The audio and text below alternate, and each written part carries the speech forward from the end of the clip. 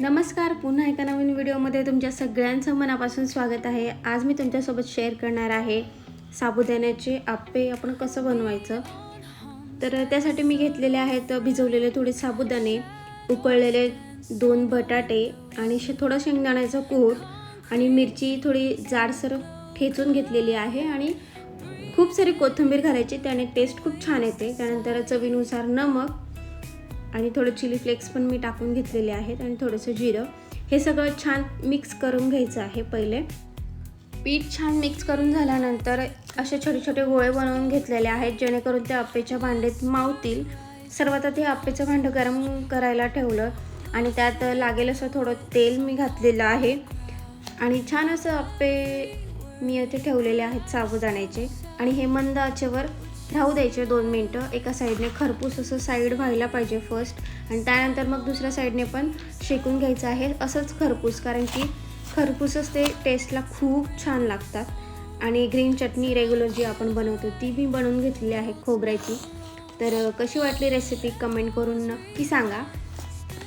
तर गरम गरम ऋत्विकने पण खाल्ले साबुदाण्याचे आप्पे आणि लहान मुलं अगदी आनंदाने खातात। कधीतरी असं झटपट स्पायसी बनवायचं वाटलं तर ही रेसिपी खूप छान आहे, एकदा नक्की ट्राय करा।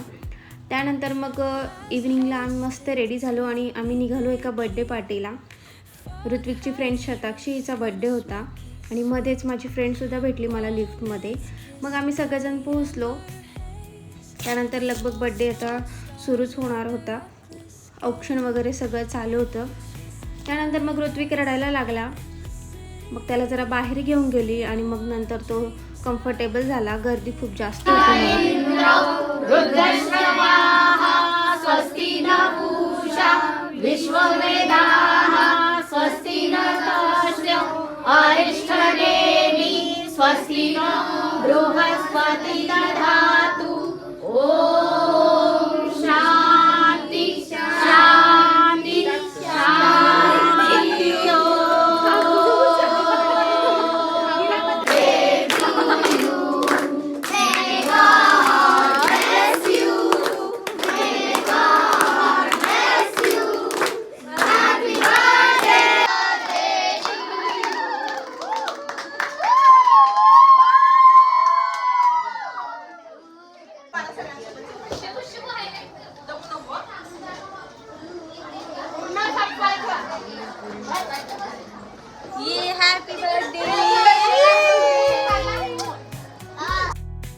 छान बर्थडे सेलिब्रेशन झाल्यानंतर एंडला सगळ्यांनी पावभाजी एन्जॉय केली आणि मग त्यानंतर आम्ही निघालो घरी।